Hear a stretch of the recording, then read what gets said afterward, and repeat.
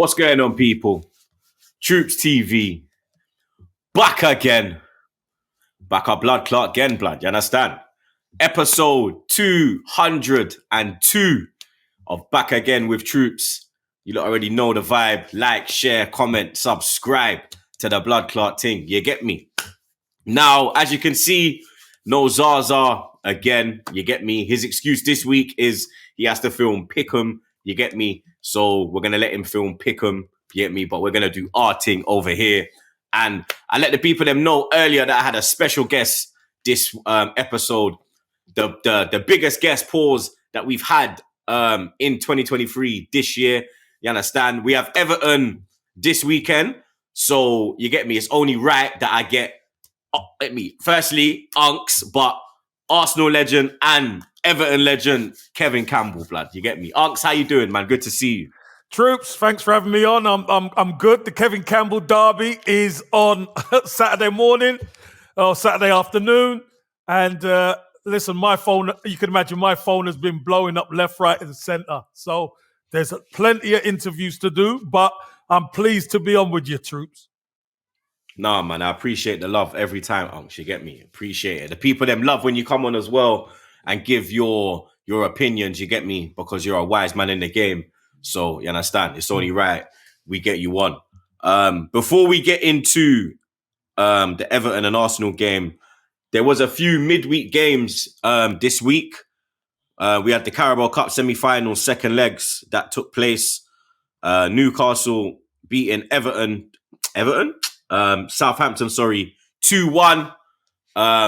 Newcastle's first final, I think, since 2000. When the FA Cup final, I think they lost to Chelsea in 2000. I remember we beat them in 98, part of the double run. But big things happening at Newcastle, Kev. Listen, we all know that they got the deepest pockets around now. But we've got to give a lot of credit to Eddie Howe. You know, he's brought some good players in. And he's actually coached up some of their players. I mean, Joe Linton, where he came there as a striker, and now he's a marauding midfielder. What a player he's been for them. I just think they've been solid at home. I expected them to beat Southampton, but I just think what a coaching job he's done. And with that fan base up there, you know, everyone's behind him at the moment. So fair play to him. He's done a great job so far. Almiron, he was a bit quiet in the two semi-finals, but you were saying how he's turned players that were there around. The way he's turned him around in particular is an absolute mad thing. Like, you remember at the end of last season when Grealish was trolling Almiron, like, oh, you're playing like Almiron, like it was a disrespect to be playing like him. Now, you want to be playing like Almiron. He's gone to another level. Eddie Howe, his man management is ridiculous. Definitely ridiculous. I think Almiron, if you could encapsulate it, I think Joe Linton and Almiron epitomise what Eddie Howe's done there. Almiron, he showed some signs before, but he weren't really somebody you think he's a threat. Now, he's somebody you have to account for. Some of the goals he scored this season, Troopz, have been outstanding. And you know, what a player, what a weapon he's been for them. And he's pulled them out of the fire a few times. And sometimes it's not just the goals, it's just him breaking the lines and then him supplying a chance for the forwards or whatever to score. So, again, fair play to Eddie Howe. He's bought well, but he's also coached very well, this team. Southampton, it's not looking good for them, to say the least. The new man came in, he had it a bit rough. He had that very spicy match reaction at the end of one of his losses, saying that, I haven't been here for a year, 2 years. You have to remember these men have lost about 20-something games in a row. It's not my fault. We need to turn the curve. He kind of turned the curve in the league. They are playing pretty all right in the league. They went up to Everton and got that big, important win that they needed in the big relegation battle, big 6-pointer. Do you think Southampton can stay up this year? I mean, it was a fantastic cup run. That kind of team as well, what they want is survival. No disrespect, they want survival and a cup run. And they've achieved that this year. If they were to stay up this year, having this cup run, getting to the semi-final, would that be seen as a good season for a Southampton? Well, look, I think Southampton at the start of every season is to stay in the Premier League. If you can get a cup run, you've done well. Semi-final for Southampton is a good goal. And don't forget, they're still in the FA Cup, Troopz. They've got a good draw in the FA Cup. So you just never know. It's a nice distraction. But the key to it all is Premier League survival. They've invested some money. Nathan Jones has come in. You know, he's got a good record in Championship. He done really well at Luton. Done well at Luton. Didn't work out for him at Stoke, which can happen. But I think he's getting his point across to some of these players. You know, Southampton beating Manchester City in the last round. And they peppered them. Exactly. And that shocked me. That really shocked me, how they went about their business. So I think if they can get more to levels like that in the league, they will be all right if they could play like that. The likes of Ward-Prowse there, you get me, a.k.a. the 90s David Beckham.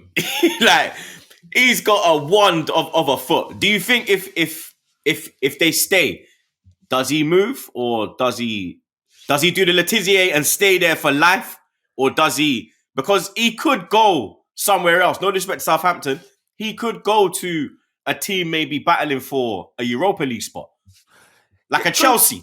Troopz, you know what? I think the opportunities that Ward-Prowse had, he probably could have gone 2 seasons ago or 1 season ago. But I think he likes it there. I think he's a big name there. He's the main guy there. And I think he's Southampton, like born and bred as well. Born and bred. You know, for me, it just seems right that he's there to move and uproot his family, etc. I just can't see it, Troopz. I think he's going to do a Letizia and finish his career there. Whatever happens, I think he's going to do that because I just think he loves the club.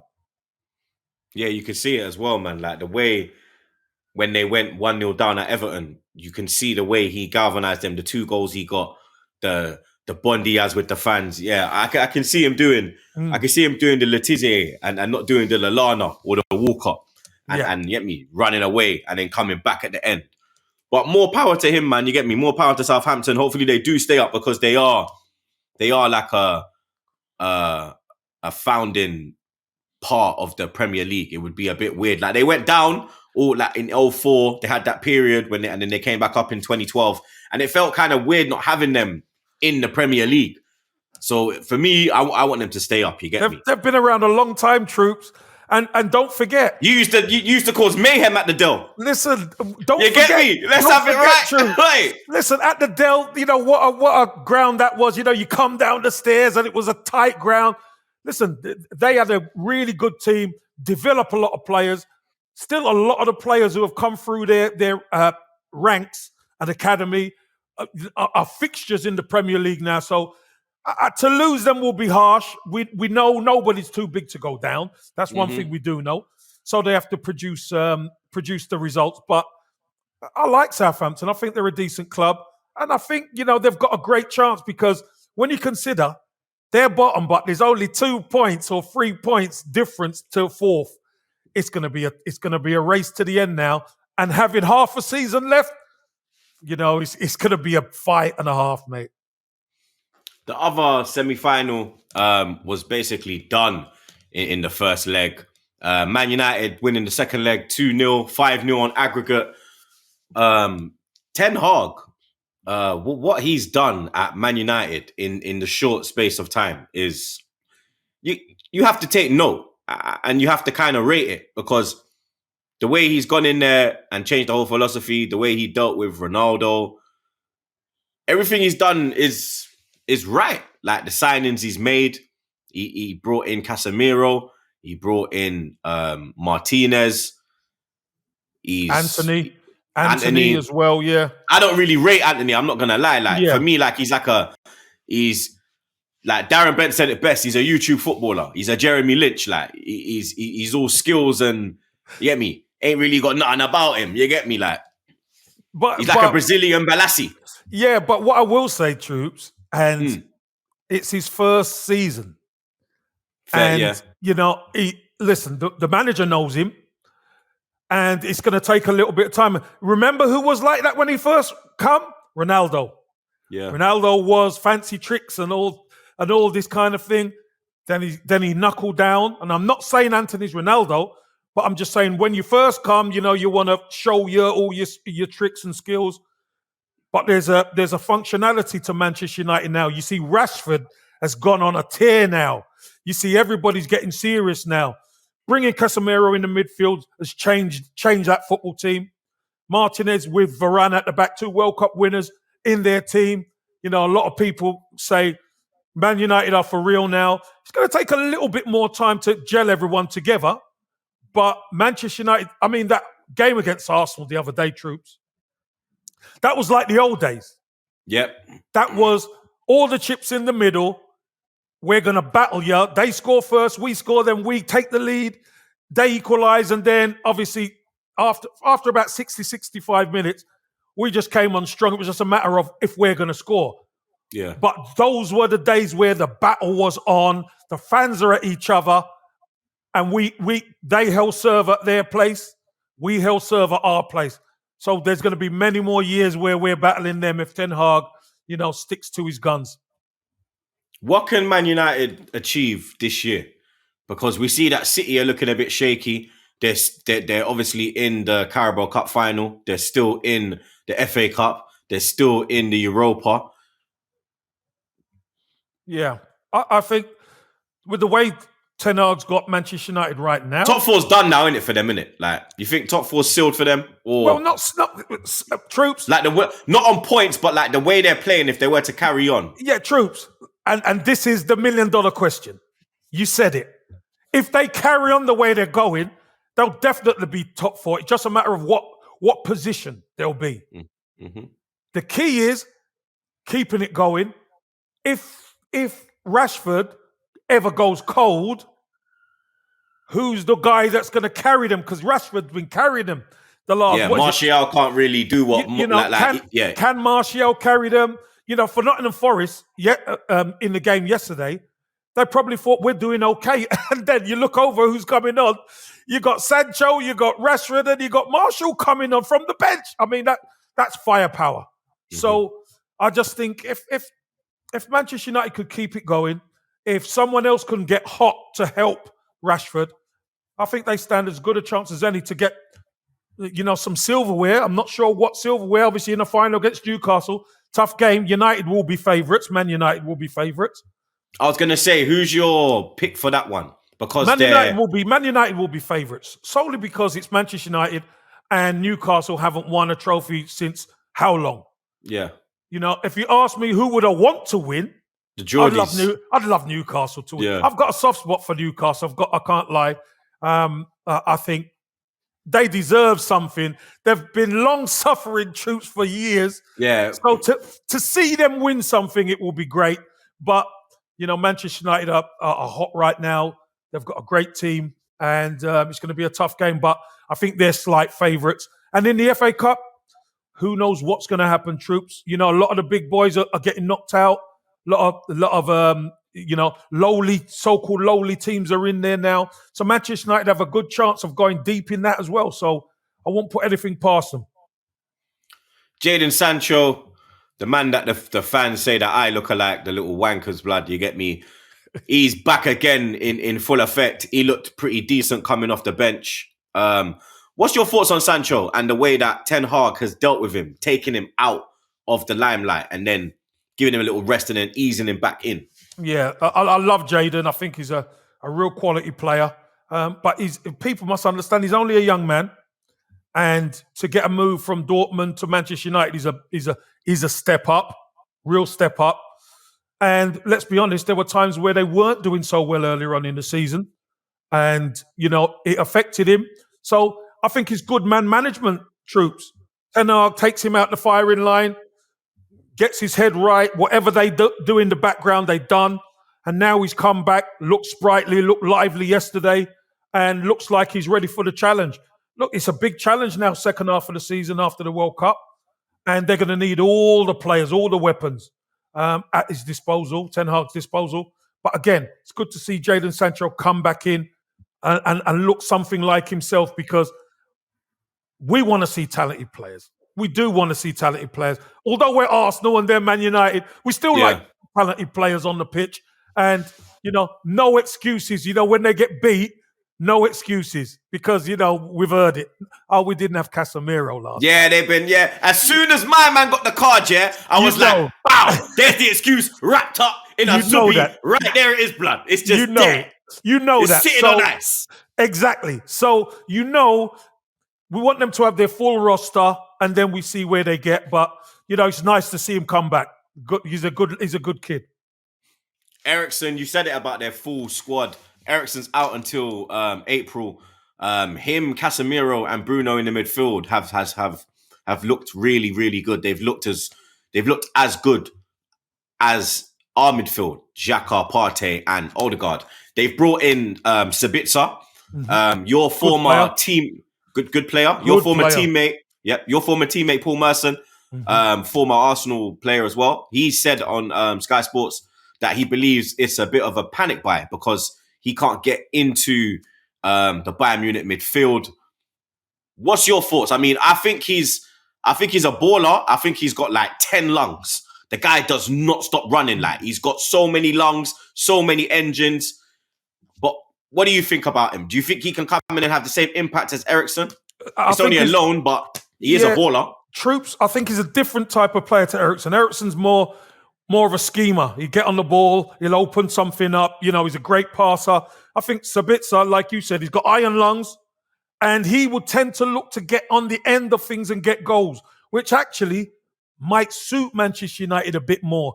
Sharing the goals out, somebody else to nick a goal here and there, especially away from home, where you know what they're like on the break. So I think it's a different signing. Obviously, it's only a loan, and the fact that he can't get into Bayern Munich doesn't throw shade on him, because he's a good player. There's many a good player who are not getting into the first 11 at clubs, but the Man United took the chance, and I think he will play quite a bit of games at Manchester United. Good player, proper player who can score goals, and I think he's someone who can come in and help Man United. Hopefully, you don't help them too much. Too much. You get me? Hopefully, you don't help. Hopefully, not too. Luckily, we ain't got to butt them now, innit? Like, the only time we could butt them is Europa League, because we're on the FA Cup. We've played them home and away in the league. So the only place I think he can play in Europa, because he's only played in Champions League. I'd have to check that though. But I think they've got Barcelona next, haven't they? So that's a tough one. And Barca have looked like Xavi's got them looking like the Barca that we know of old. Yeah. Dembele's balling out. Yeah, Pedri, Gavi, they got like some top talent over there. I think Dembele's injured at the moment, Yeah, I think the last game he got a knock. Yeah, he got a knock. So, but they have been playing up to a really high level. Even Real Madrid can't live with them at the moment. So yeah. Like that Casemiro, that's what's hurting them, because obviously no disrespect to Kroos and Modric, but them man, they're old. There's no engine in that midfield now. Casemiro is one that would be there like just chopping man down, and then the likes of Kroos and Modric are there just popping it off, and Benzi's doing the mad thing, and Vinicius and Rodrigo, and it's man. He's helped Man United and he's hurt Madrid like big time. You can see it. But they couldn't afford to not take the money, Troopz. At that age, innit? Like, you're not going to get another offer like that. No, you're not. And you got Tuchemeni coming in. Camavinga. Camavinga's there. Tuchemeni came in. So there has to be a change. Not going to change everybody. Yeah. But that was the spot where they thought, actually, we could take the money. Yeah, we can free it up. And they've done all right since, but yeah, it's not the same. Casemiro is a wily old fox, man. He's a good player. Weekend fixtures. The first fixture is tomorrow. Well, today, because we dropped today. London derby, Chelsea taking on Fulham.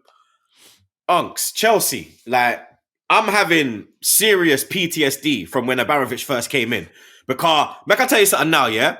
When they was in the mud last season, yeah, and the whole heap of things was coming out, yeah, I was popping champers.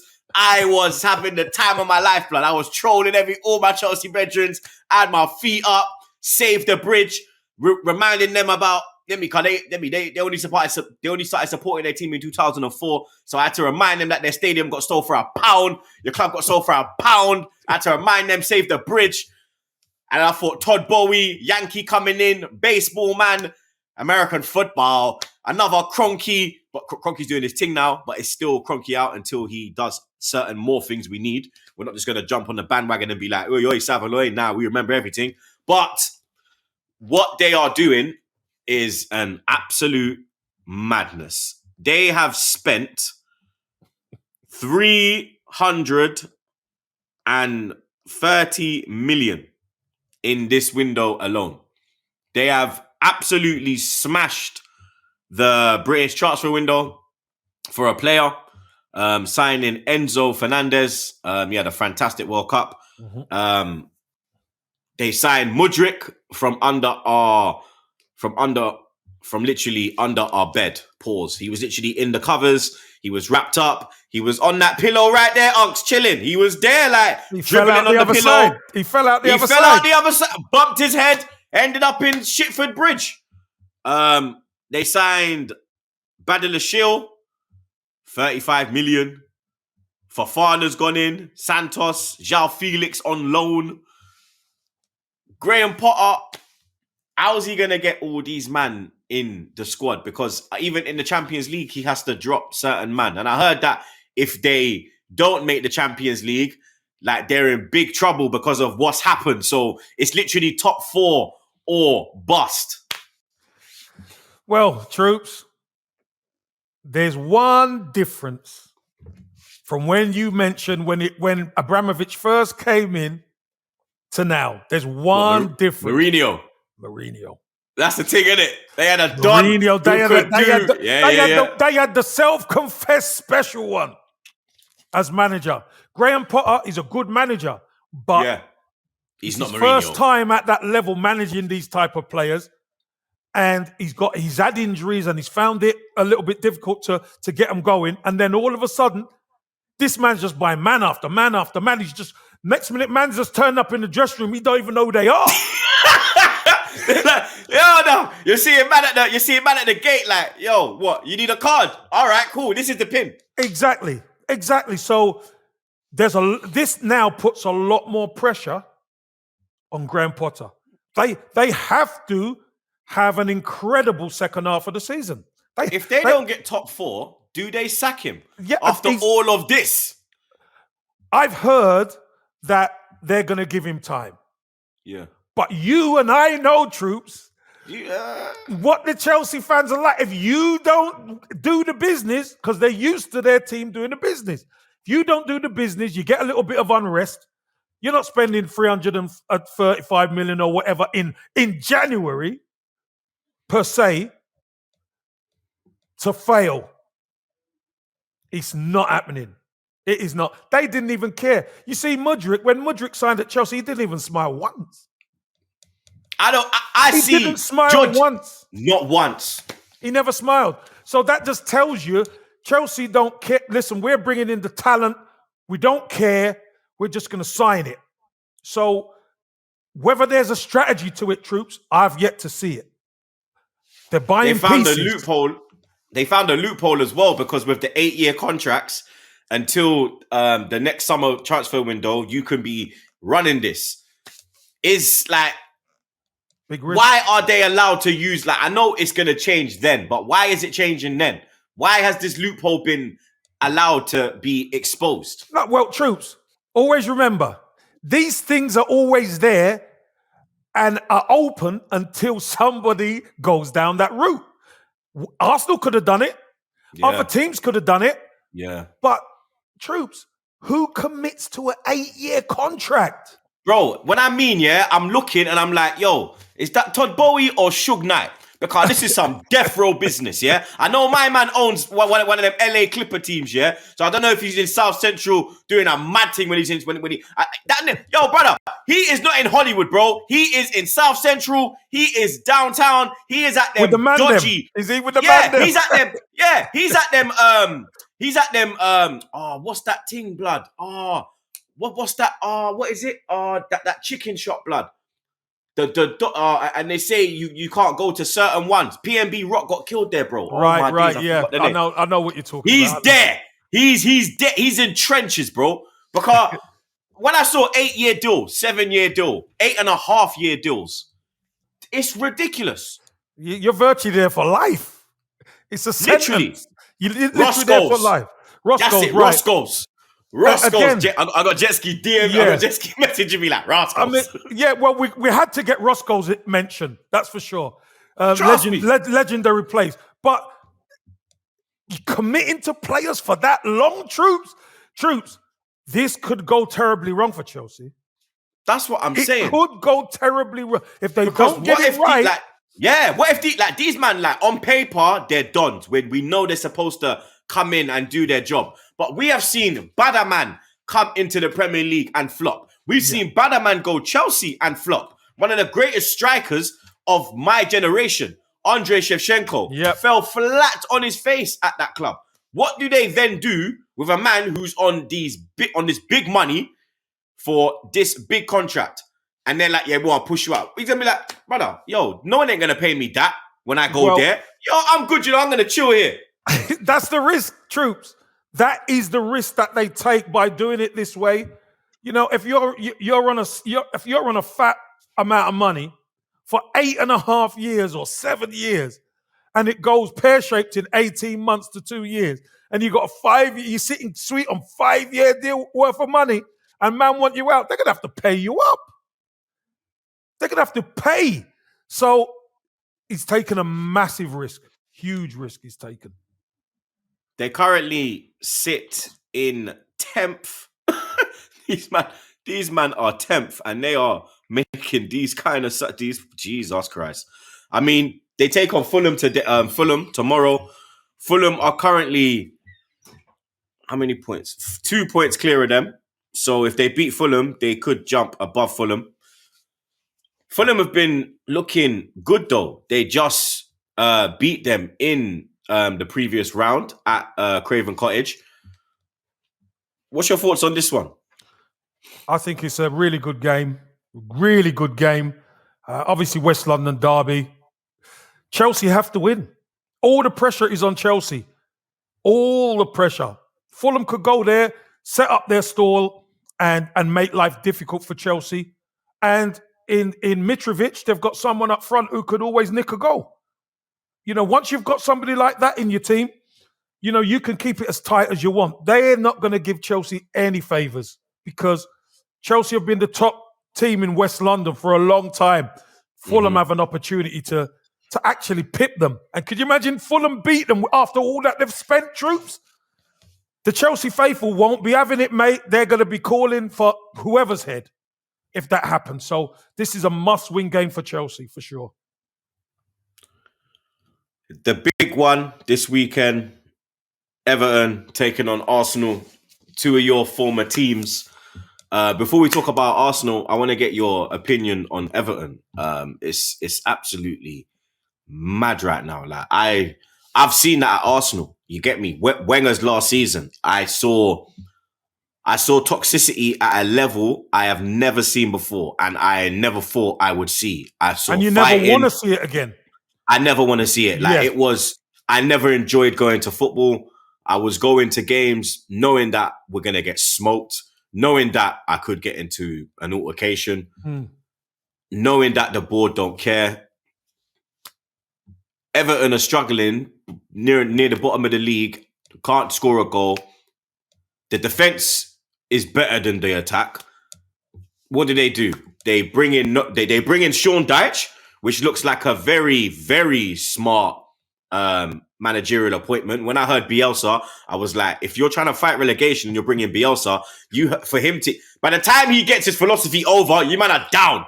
You understand? Dyche is going to come in there, 4-4-2, run at these man, down the wing, get it in there, Duncan Ferguson style, boom, you get me. Let's just get the points on the board and do what we need to do. But then you want to give him the tools to fight with. He's got a couple of previous Burnley players there, but then you sell your talent. Anthony Gordon, 40 million to Newcastle. I was kind of shocked at that deal. Like, I know he was pushing his way out. I know he was trying to do the whole Casado thing. We're going to talk about that as well. Mhm. But I was a bit surprised that they would sell him in January. For me, Troopz, I think what's gone on at Everton is nothing short of a mismanagement of the football club. You know, the owner, fair play to the owner. The owner said he will put his money where his mouth is, and he spent 600 million, Troopz, over the period. So you think to yourself they would be on a good foundation. But where's the money been spent? Where's Marcel Brands was there to bring in a certain type of player, young player, quality players. I don't think he had the opportunity to do his job correctly. So the board have to take their accountability for that. And then you look at what's going on. Frank Lampard took over from what's his name? Rafa Benitez. Yeah, Rafa. Rafa Benitez took over from someone else. It's a domino effect. And the one thing is, different players from each manager, 6 managers in the last 7 years or 10 years has been there. There've been no foundation. Frank Lampard. That's crazy. That's like from the period, like the amount of time that Moyes was there to have that amount in this short spell. It's ridiculous. It's ridiculous. And Troopz, also, you look at Frank Lampard kept Everton up with Richarlison. They didn't have a defence really because it was plug and play. All of a sudden, he fixes the defence. He brings decent man into midfield, but then you have to sell Richarlison. And when you lose double figures in goals, a club like Everton, if you cannot replace it, you're going to struggle. And Neil Maupay isn't a prolific striker. He's a good player, but he's not a prolific striker. Dominic Calvert-Lewin hasn't been able to keep himself fit for that's a long issue. And that's but Troopz, Dominic Calvert-Lewin hasn't been able to put Everton on his back and carry them. He's never been able to do it because he's always had a Richarlison there. Last season, Richarlison was the one because Dominic Calvert-Lewin was injured. Dominic Calvert-Lewin obviously scores the winning goal against Palace last game at home, which was great. But Dominic Calvert-Lewin hasn't had that feeling of strength that I'm the guy. Do you know what I mean? So, and then they don't sign anyone in the transfer window. I mean, Everton fans, they've never been relegated. Is this the season where they go down? I mean, I remember the closest they went that I can remember, apart from last year, was when we won the league in '98. Yes, and you was there. 98. I weren't there. 98, or was I? Was you there or at Forest? No. I was at. I tell you what. Was you at Forest 98? I was at. Because it was Kadamari and all them, man. Yeah, I wasn't there then. I came 98, 99 season. Oh, the season after? Yeah. Okay. That's the closest I've seen. I came that back end of that season. So you was at Forest then? No, I was in Turkey. Okay. So, again, it was either Forest, back end of the season, previous season, and then I went to Turkey. I came when there was that March window. Yeah. I came when there was that March window. So I think you played them the season, 97, 98 season.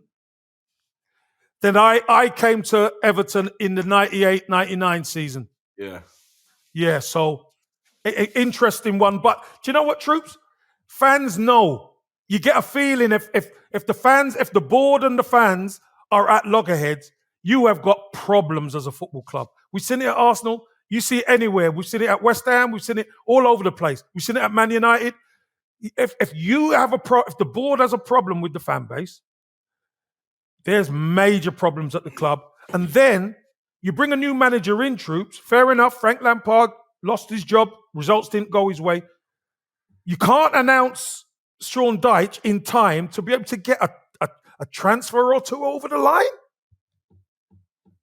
Evertonians, they've had enough. They've really had enough of it, and they're calling the board out. You know, I want to see what this board's going to do because the board have to try to unite the football club. Because if you don't unite the football club, Troopz, people ask me, are Everton too big to go down? I'm telling you, no, they are not too big to go down. Everton have their work cut out this season to stay up. Sean Dyche, Ian Wone, Steve Stone, ex-teammates of mine, they're going to have to do a gargantuan effort to keep this football club in the league, because I'm telling you now, without getting any new bodies in, Troopz, it's a mountain. It's Everest. It's Mount Everest to climb. Now, the story of with the club that the Everton take on is completely different. Arsenal, top of the league, flying high, loving life, playing the best football that I've seen since probably 2015, 2016. I haven't seen football like this for years. In the transfer window, we had 3 main targets, Mudryk, Felix, and Caicedo. We weren't able to get any of them in. We was able to get in Leandro Trossard, Jorginho, and Kiwor. Kiwor, I know nothing about. Leandro Trossard, I was very happy with that signing. I think that was a very astute signing. I think he comes in Premier League experience, no time needed to adapt. He just hits the ground running. He knows the philosophy because he's played under Arteta's number 2 as well, so he knows the kind of style that we're gonna want him to play. Jorginho. Now this is the one, Uncz. No, you get me? Reverse. Gone. Caicedo. Yeah. To Jorginho. So you got to say Caicedo. Caicedo. Yeah. Right. So from Caicedo to Jorginho. Now, I was, you know me, innit? You know me. I'm ready for you. I'm ready for you, Troopz. I was, oh my God. My head went. And then I sat down, had a glass of Henny, and I said to myself, relax, Troopz. Let's look at the bigger picture. Let's try and make positives out of this. Let's try and take the positives. I look at it and I'm like, I know he's not going to be starting 11. I know that he's not been brought in to improve the starting 11. He's been brought in to improve the bench. What he has done is improve the bench. And then he's out until April, so that's why he was needed to come in. Lokonga's gone out to Palace to the end of the season. Hopefully, Paddy can turn him into a player when he comes back, or even improve his transfer value so we can get a little something for him. But the Jorginho signing, I think he brings experience, he brings leadership, he brings a winning mentality. He's good on the ball. He's very good on the ball. Quality. He's got quality. Yeah, he's got quality. He's in a possession-based team. He can really do good things. You get me? In a team that don't have possession, he's in trouble. You understand? Because he don't have pace. He can't get up and down the pitch. We've seen referees run past him. You get me? These referees are having pork pies at half time.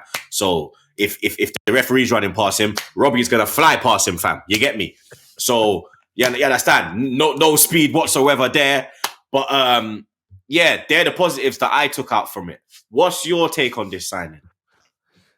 Right. Let me start from the top. Mudryk. I love how you done that. Let me start from the top. Said right. Let me start from the top. Because Merce thinks it's a good signing. Yeah, Merce is happy. Listen, let me start from the top. Mudryk wanted to come to Arsenal. Obviously, there was a problem with Shakhtar Donetsk on the paper. Mm-hmm. How the paper got broken down, they wanted a certain amount of money. Arsenal had a value for him, and they were getting closer.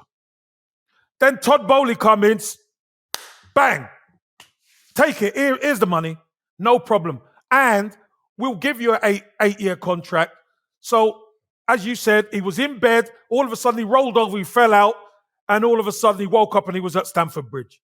You saw the pictures, he weren't even smiling because he wanted to come to Arsenal. But they paid over the odds for a player who hasn't even got 50 first team games. So, fair enough. Okay, what do Arsenal have to do? Troopz, if you don't get your first choice, you've got to pivot. I thought, like you, astute signing Trossard. You can get Trossard, somebody who scores in big games. He can make a difference. He's already helped. That's the thing, because He's he already scored helped at with the Man Tottenham. United game, hasn't he? You know, Man United, he came on, made a difference. Set Even at Brighton, Zinchenko he down. helped with Liverpool, spliffing them up. Exactly. So, good player, someone who's come in and hasn't looked out of place. Great. We don't mind that one.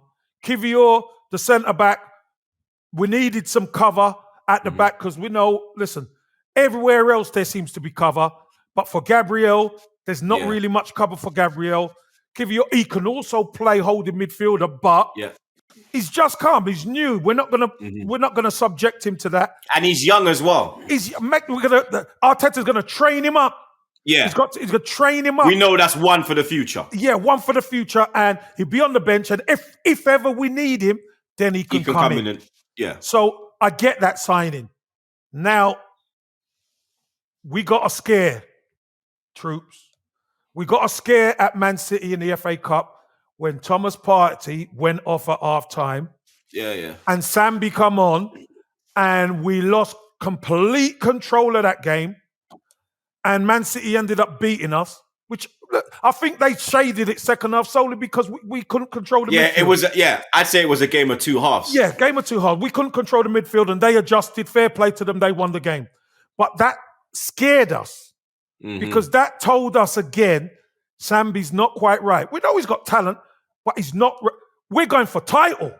Yeah, and you can't. He can't even push us top four, let alone the title. We have to be respectful, but honest. We're going for title. So if we're going for the title, we need that position to be right. So we embark on Caicedo. We go back to Brighton and we put money down. We say, listen, we want Caicedo. And from the off, Troopz, they turn around and said he's not for sale. We should have just moved from that. But here's the problem, Troopz. When you're going for the better players of some of the opposition teams, you are not going to get them in January because there's still half a season to go. No one's going to sell you their better players. So sometimes we have to say, all right, you're not going to sell us. Arsenal pivoted and said, all right, who can we get in realistically? Because let's be realistic. We all know who we would like, but with the window closing, we have to move fast. We have to pivot. Jorginho is a player who is a winner.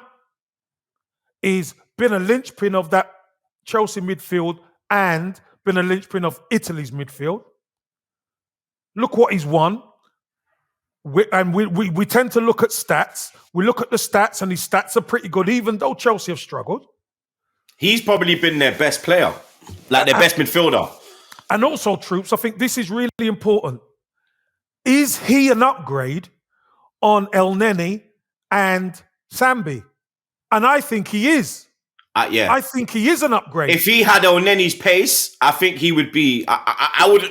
It's his pace that scares me because the way we play quick football, and if we get broke on, I know he's just going to be there like. Yeah, but Troopz. Yeah.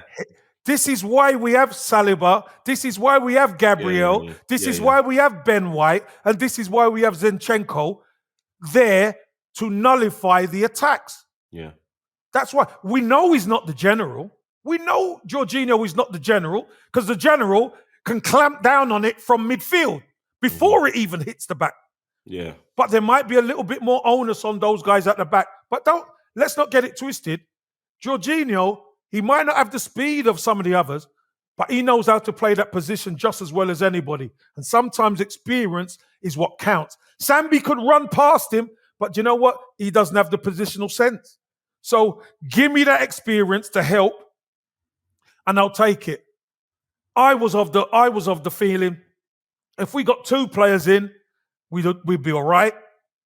We get 3 players in, we've swung the channel. I think we've got 2 players with real good Premier League experience. I think we've done really well, Troopz, without being spectacular. What would you rank the transfer window at out of 10? I rank it a 7. I give it a 7. If we got Caicedo and we got Mudryk or whatever, then you could say it's been spectacular. You could start going up in the levels. 2 youngsters who fit the bill, etc. But when you don't get them, you've got to bring people in who know the job. Like I said, Trossard knows the job. Kivior doesn't. He's one who's going to be, Arteta's going to be cooking him up in the background, seasoning him up. And Jorginho, he knows the Premier League. And let me tell you something, to come to Arsenal, he was part of that Chelsea team who got peppered at Stamford Bridge. He knows what type of team we are now. He knows I could play with. Look at. I would probably advised him as well. Like, yo, Arsenal's lit. I'm pissed. Look at I'm all here. the young legs. Exactly true. Look at all the young legs in this team. Jesus ain't even there, and Eddie's coming, and Eddie's smashing it. So I've got a chance of going to Arsenal and helping them get over the line. Listen, he's all in. He's all in, and Mikel Arteta likes him as well. And let's be honest, Troopz. There are some of the signings, some of the fans were like, why are we bringing in these men? Look at us now. So I was one of them. I'm going to put my hands up. I'm a man where I don't hide when I fuck up or I get it wrong. I'm like, fair play. You understand? And Troopz, at the end of the day, Edu, Arteta, Richard Garlick, Vinay, all those guys on the inside who take a lot of stick now and again, they have got it right so far. They don't get everything right, because nobody does. But we're sitting 5 points clear at the top with a game in hand. And for a year on, we're going for a title. We strengthen with 2 ready-made players who could go into that team if there's injuries. So I think we've done well. I give it a 7. Yeah, I'd give it a... Come on, Troopz. I'd give it... You see me? I'm not going to be harsh. I'd give it a 6.5. I give it a 6.5. That's good for you, Troopz. Yeah. That's what I'm saying, like, because I got no qualms with Trossard. Kiwior, I know he's going to be one for the future. Yeah. The Jorginho one, when it first came out, I was on Troopz mode, but when I've kind of, I'm like, down. yo, you settle down with your head because it's a different thing now. Like, I'm top of the league, blood. I don't have to be as erratic as I used to be. I know that I can. All right, I can go mad and then go, all right, you know what? Let me actually sit down and drink an energy and think about this youth and figure out where I'm going to put this Donny in this puzzle. You get me? Scheme, yeah. Yeah. Talking of the puzzle, obviously Everton, Saturday lunchtime. Jesus is back not back in training. He's back on the pitch. That's great to see. I'm so happy because him coming in with Eddie's confidence high as well. And because when he went out injured, he was like kind of at the peak of his powers. I think we're just going to hit another level. You get me? Martinelli, before the game against City, obviously he got dropped for City. People say dropped. I say rested because he needed a rest. He was blowing hot and cold. He was getting a bit predictable. I think he needed to be pulled out. I think we needed a Trossard because I think maybe he got a bit too comfortable. Like Smith Rowe's injured. No one's really taking your spot. We have to play you. You understand? Saka's doing up absolute bandoolies. So you can't even touch Bukayo Blood Clot Saka right now. That's the big man. You know, he's literally he's doing what Aubameyang was doing in COVID blood. Yeah, he's just running with man. You get me? But in that game, would you start Trossard over Martinelli? I mean, Trossard had a fantastic debut. Nearly got a goal. That was a great save from Ortega. He's a big game player. Would you start him over Martinelli on Saturday? No, I think Arsenal go again. Same team that's got them into position. I think Trossard sits on the bench like Jorginho does and Kivior. Again, Everton are a wounded animal. You know, you don't think the Sean Dyche? I'm kind of pissed because I wanted to go there. I know you got Everton in your heart. I wanted to go there with Lampard there because I know we could have just bent over, pause. You understand? Back we here. It's going to be like the Scousers. Come on, lads. Let's fucking have it, lads. Exactly. Sean Dyche with his Burnley FC. Mad thing going on. Tarkowski being reincarnated. All these man. Troopz, what's his name? Forget. Mate. Connor Cody, all them man, they're going to be up for it. Onana. Oh, no. Trust me. Them man, they're going to be ready. But Troopz, when Arsenal come to town, they're always ready for us. Look at last season. They're always ready for us because it's a massive game. It's a massive game. So whether Sean Dyche is there or not, trust me, everybody raises their game when Arsenal come to town. The key is, can Arsenal put them to the sword? And for me, I say this once, I'll say it 10 times. Everton don't have the firepower, in my eyes right now, to handle Arsenal at this present time. After a bit of time that Sean Dyche has with them, maybe they might get their things together. But I think this is a bit too soon. He's only been in this week. Yeah, a couple of days. You know, he's only been in this week. They've had some tough days, and you know it's going to be they're going to make it physical. That's what they have to do, Troopz. But we can play physical or we can play pretty, whichever way you want it. We've got the weapons. We're like Arsenal from like the Arsenal I grew up on. Where you want to fight, we can fight. You want to play, we can play. Wherever you want to, we can take it down that road, dog. Every lane we have in this artillery now. True. And you know what? I don't see anything other than an Arsenal win, if I'm honest with you. I don't. I think Arsenal roll again and go 8 points clear and then leave it up to Spurs and Man City to do the business on Sunday. Let me just get your predictions for the rest of the games before we get into that big one on Sunday. Brighton taking on Everton. No. Not Brighton Everton. I mean Brighton Bournemouth. Why have I got Everton in my head, blood? You got Everton. Don't be afraid of Everton yet, man. Don't be afraid yet. Don't be afraid. You know what? It's that new manager bounce. I swear down. It's got me rattled. Brighton. I think Brighton are gonna deal with Bournemouth. They've looked really good. Like I kind of feared for them when Potter left, but like they've just kicked on to like another level. Zerbi has kicked it on, and you're seeing Matoma and all these guys starting to play. Man, these guys can play. So I think that's a 3-0 job. Slap up. Man United taking on Palace. Palace travel well, but they've been kind of like up and down this year. I'm actually doing that game. I'm actually at Old Trafford doing the game. Okay. For TalkSport. So I think it's going to be a home win.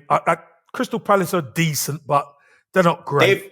Ten Hag's turned that into a fortress. I think they've won like 11 in a row or something. Yeah, they've been strong at home, and you know he can afford to rest Rashford and all these guys in the week. So I just think it's Man United going to keep it going. I could see 2-0 United. Brentford, Southampton. Ooh, Southampton have to make it tight, but Brentford are dangerous, and that's the thing. Like Tony, Brentford are dangerous. Tony, home. That whole front line is mad. Exactly. I'm gonna say 2-1 to Brentford. Home win. Yeah, I agree. Wolves, Liverpool. This is like the fourth game between these man. These man are just constantly around each other. Like Wolves must be sick of the sight of Liverpool. I mean, Liverpool shouldn't even be in the FA Cup. Like, you get me? That incident at Anfield in the first game. Exactly. Went to the replay. Exactly. That was just absolutely shocking. Like Klopp got so much life. Like can you see Klopp getting sacked mid-season? I know it's crazy to say that, but like I can't see him getting sacked. Certain men are saying they can see him getting sacked. I can see him walking. I mean, I know that he said that. He was saying that, yeah, certain players will not be here next year. I will be here next year. But like, I'm seeing this whole 7th year syndrome in full effect, where everything just goes tits up. Well, it needs a total refurb, doesn't it? And whether that he's run them man into the ground. They're all like 35 now. Well, listen, even if they're 30, the leg age is 35 because the amount of work them guys have done over the last 4 or 5 years has been crazy. But I think he survives because of the body of work he's done. Do I see him getting sacked? No, I don't see him getting sacked. I think Liverpool are going to suffer a little bit this season. I see this one being a draw, if I'm honest with you. Probably 1-1 or something, because there ain't a lot of goals in Liverpool and there's not a lot of goals in Wolves, to be honest. Yeah, because since Jimenez had that unfortunate head injury, he hasn't been the same, has he? Yeah. He hasn't been the same. So I'm going to go one each, Troopz. 1-1. We got a Midland derby. Villa taking on Leicester. Leicester kind of, I don't know what's going on with Leicester. Like 1 minute they're hot, 1 minute they're cold. Like Brendan Rodgers don't know his first team. He don't know whether to start Vardy, start Dakar. The only one who's really doing their thing is Maddison when he's fit and Tielemans. I don't really see anyone performing at a consistent level. Harvey Barnes is hot and cold. I think Albrighton went to West Brom. Yeah, he did. Just got a new centre half, big Harry Suter from Stoke, who's the Australian centre half, good player, very good player. So he comes in. What is he? 6'5", 6'6"? Yeah, he's a giant. Oh, 6'7". I mean, he's huge, but he's a good player, good on the ball as well. So Brendan Rodgers, he's obviously rolled the dice a little bit to try and shore up the defence. I think this is going to be a really interesting game. Villa. I mean, what Emery's doing at Villa, like what he's done with Bailey, my Jamaican. Yes, I'm so like, because when he went there, I was like, yo, Emery's going to get a tune out of Bailey, you know? Because Emery's got this thing about wingers, blood. Like, and I can see, like, Bailey, he's cold blood. But he's a man that needs a bit of love, innit? He needs a bit of love, man. Him soft. Him too soft, dog. But he needs a bit of love. That's all right. True. That's all right. We don't mind that. But you know what? Having the manager show you some love, look at the way he's performing. Yeah. You're seeing the Bailey that we saw at Leverkusen. Exactly. Yeah. So, again, I think you got to look at the home team and you think, the home team are good. But it's a Midlands derby, so I'm going to go 2-2. I'm going to go 2-2 draw. Are you going for a Desmond? Plenty of goals. Yeah, Desmond, yeah. Newcastle taking on West Ham. Now, West Ham, boy, Savaloy. They are in big trouble. You get me? I'm just praying they go down so we could just go get Rice real quick. Yes, bring me Rice blood. You get me? I could see this being a beatdown, like, especially, no respect to West Ham, especially after like having that win midweek for Newcastle, getting to Wembley. Their fans, their players, they're gonna be still buzzing. I can see West Ham going there and getting annihilated. Well, if I'm not mistaken, do West Ham have a decent record up there? I believe they have a decent record up there. And sometimes it's after the Lord Mayor's show a little bit, Troopz. After all the hullabaloo and the hype and everything, you've got to Wembley. You think they're still drunk? Well, I'm just saying, after that, you've hit the high, then sometimes you have to come down a little bit. So could West Ham catch them on the half chance? Could they catch them on the hop? Listen, I don't expect it, but it could happen. But I'm gonna go for 2-1 Newcastle, just because Newcastle defensively they've been really good, man. They've been the best in the league defensively, and they don't score a lot of goals, Troopz. That's been their biggest problem. But I think Isaac can come in and probably do a number on West Ham. So I'm going to go 2-1 to Newcastle. Forest taking on Leeds. That should be a good game as well. Like, Forest at home are a different animal. Like, no matter... I was shocked that United went there and slapped them 3-0. Because Forest at home, against no matter what opposition it is, they're a different animal. Yep, they are. They make it tough. Yeah. The crowd get involved big time. I think that it was just... United had too many weapons, Troopz, sometimes. Because United could do that to anybody on the day. If they catch you, they finish you quick. And Rashford's been super hot, hasn't he? So I think that put paid to them. But I fancy Nottingham Forest in this one. I've said it so many times. Nottingham Forest at home, they've got to win their home games. They've brought in some good new players as well, Troopz, if I'm honest with you. They've gone into the transfer market again and splashed again. Danilo, what a signing. Absolute, like Keylor Navas, like this is a Champions League winner. This is a man that's played in Champions League finals. This is a man that's made unbelievable. Winning, unbelievable penalty player. final save. It's crazy, bro. Like, could you ever imagine like Keylor Navas being at Nottingham Forest? No. It's mental. No, I can't imagine. But you know what, Troopz?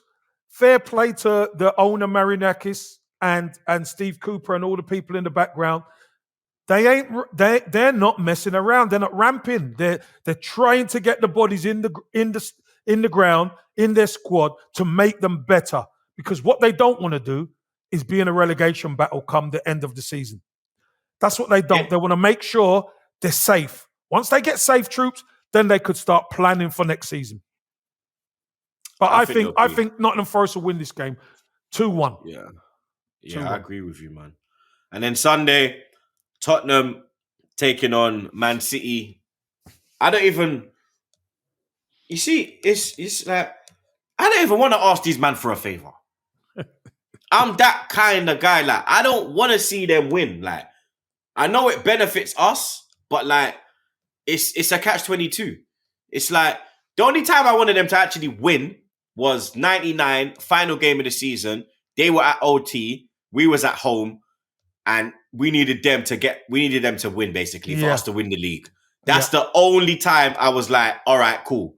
I remember they went 1-0 up. I started having dreams, and then Andy Cole and David Beckham had other ideas. You get me?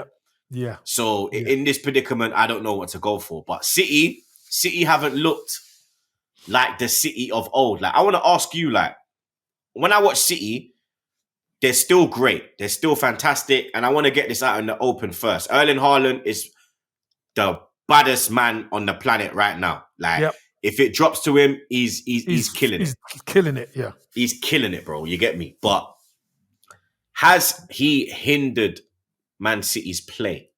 Because when they had the false nine with Jesus, when they had Aguero in the centre forward position, there was more fluidity. There was more interchange. There was more tiki-taka. The gameplay's changed a bit. It's slowed down a little bit. Well. And there was different players. Yeah. But has Haaland had that effect? Because it just don't look as fluid as it used to. It still looks good. It's still dangerous, but it just it's a bit like when Ibra went to Barca. You feel me? It's kind of like that. Where it still looked good, but then let me put this to you. Yeah. It would have looked different in my eyes if Haaland's there and Sterling's there. To me, it's different. Why? Because Sterling could run in behind a lot more. Mahrez doesn't do that. When we were talking about the time where they were killers, you had Sane one side and Sterling the other. Both of them could hurt you with speed. Both of them would get in behind you, cut balls back. You had David Silva in there. It's not the same. You've got a different team now. Erling Haaland is the focal point. We know that's probably what cost them a couple of Champions League spots. Yeah. Not having that killer striker up there. So now that they've gone for that killer striker, and he's a killer striker, the levels in the team have dropped. They've still got De Bruyne. He's still a baller. They've still got great players, but I just think the level isn't the same. Why? Because I don't think they get behind teams enough, if I'm honest with you. And that's why we start to see teams start to pick up more points against them. Teams run them a lot closer now and run them, give them a harder game, because that scariness of Haaland, teams now have, right, okay, we have to defend him a little bit different. But that threat from wide isn't the same. Mahrez is a baller, don't get me wrong. Grealish is a baller, don't get me wrong. But none of them really run beyond you without... They don't hold the line as like... Yeah, they don't run beyond you, Troopz. Yeah. To always cut you. In and... They cut in, and when it's in front of me, it's all right. I could cover that. But one moment you start getting in behind me, Troopz, I'm in trouble. So City have just changed it a bit, and it's going to be difficult. It's still going to be a tough game, and I still expect City to win the game. You think they'll go there and get a win? Well, I expect City to win because I don't think. I mean, now Tottenham, like what affected them scumbags was not having Kulusevski. That was a big hurt. Bentancur. Now they're all back.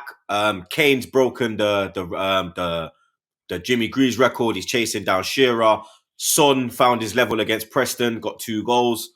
They got a bit of confidence there now.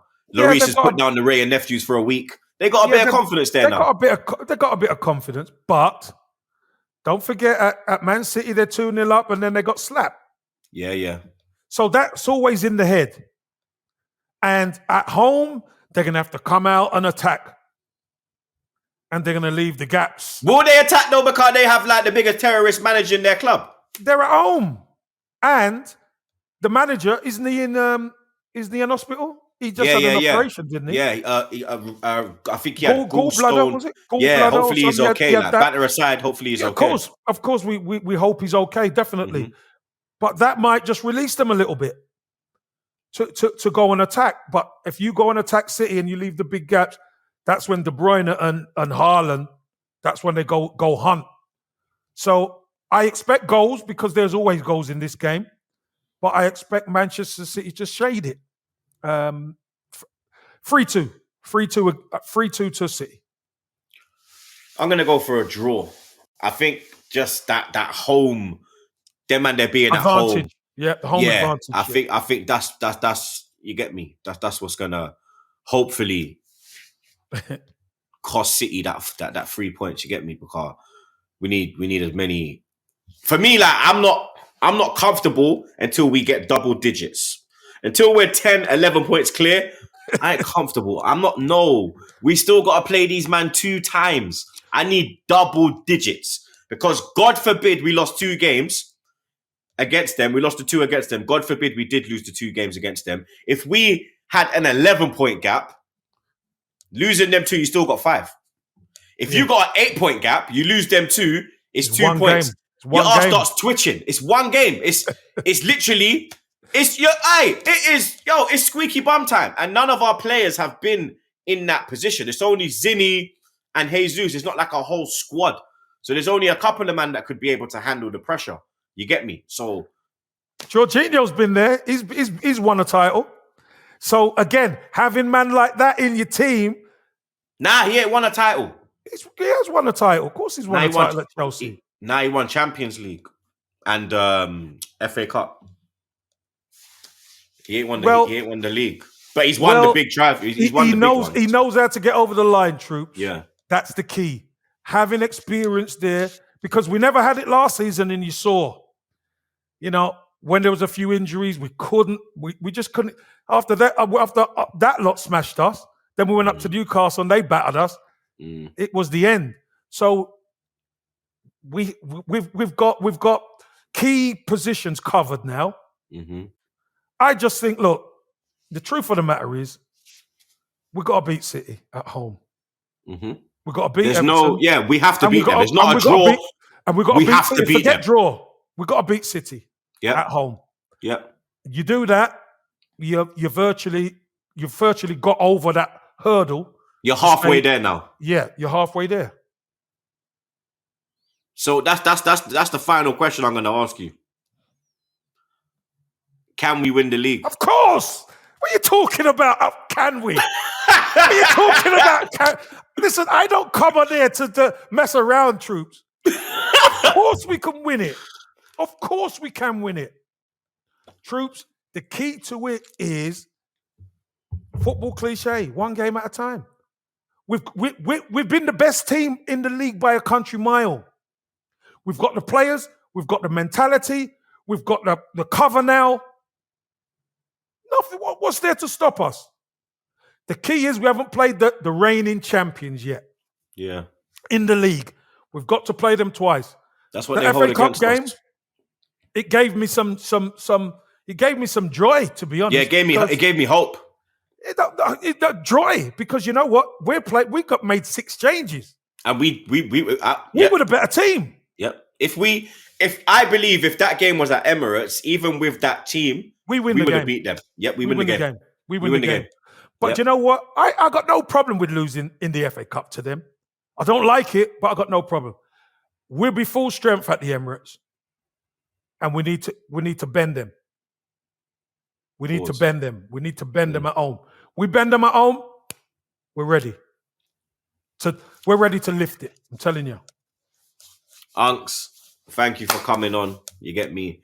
Appreciate you every time. You know what I mean? Super Kev, you understand? My brother. It's a pleasure, Troopz. Always love coming and chatting with you. And, big up every time. Jamaica style. Every time. You know the thing, you see me?